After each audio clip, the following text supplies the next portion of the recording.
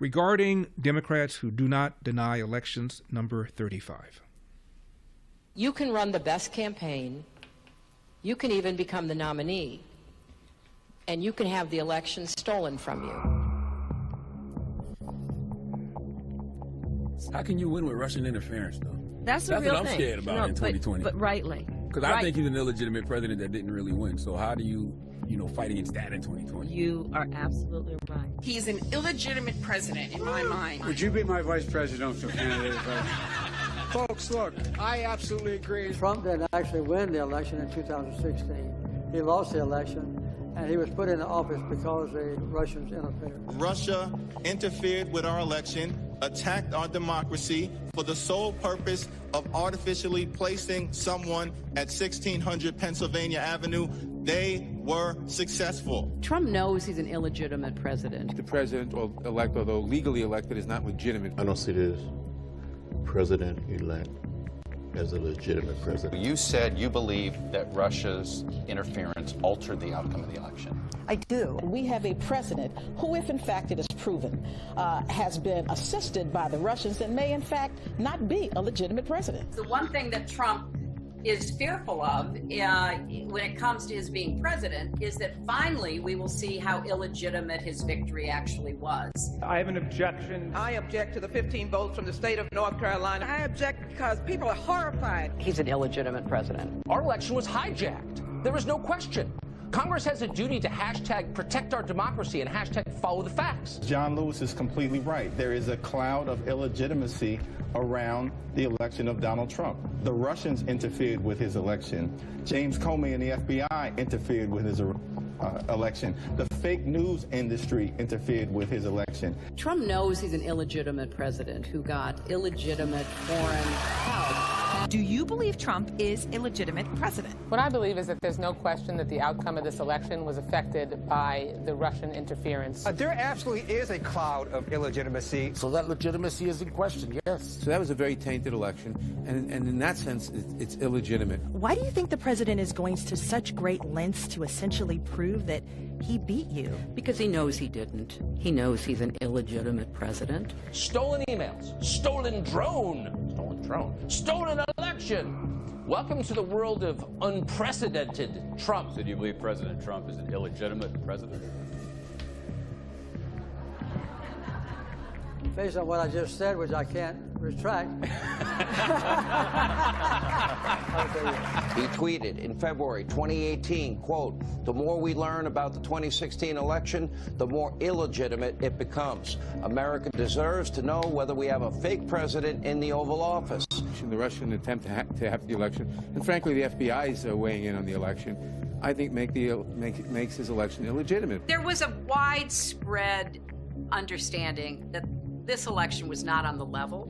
We still don't know what really happened, Isaac. I mean, there's just a lot that I think will be revealed, history will discover, but you don't win by 3 million votes and have all this other shenanigan stuff going on and not come away with an idea like, whoa, something's not right here. Seems to me that there's a cloud of illegitimacy that continues to hang over 1600 Pennsylvania Avenue.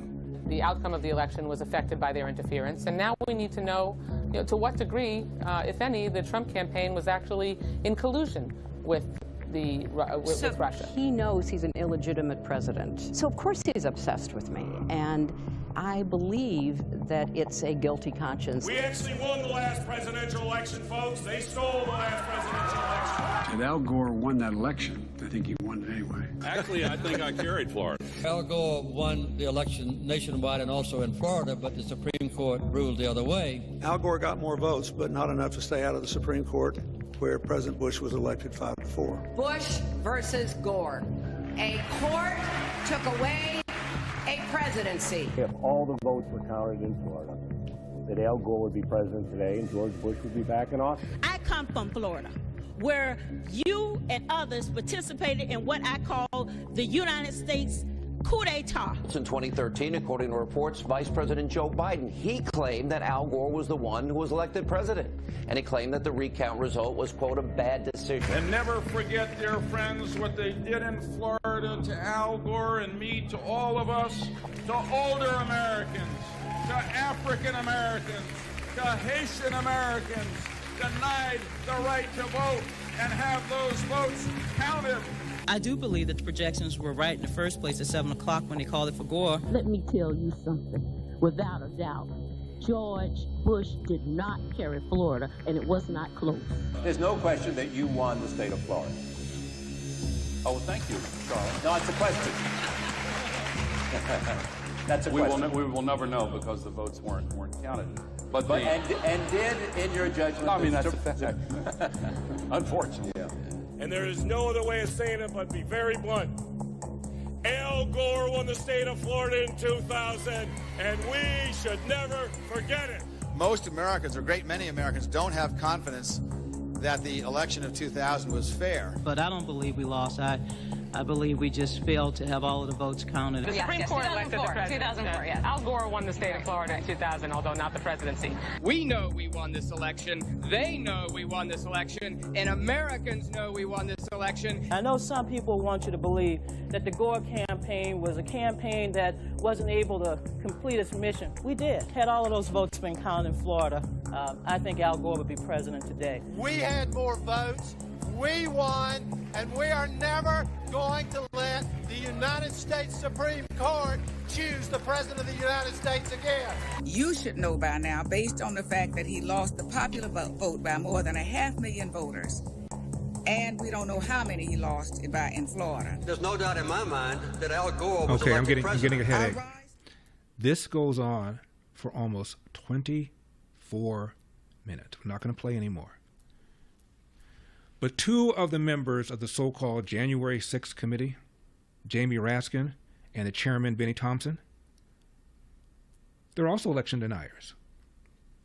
2004, they attempted to prevent Ohio from being certified, claiming that the Diebold voting machines had been hacked in order to re-elect George W. Bush.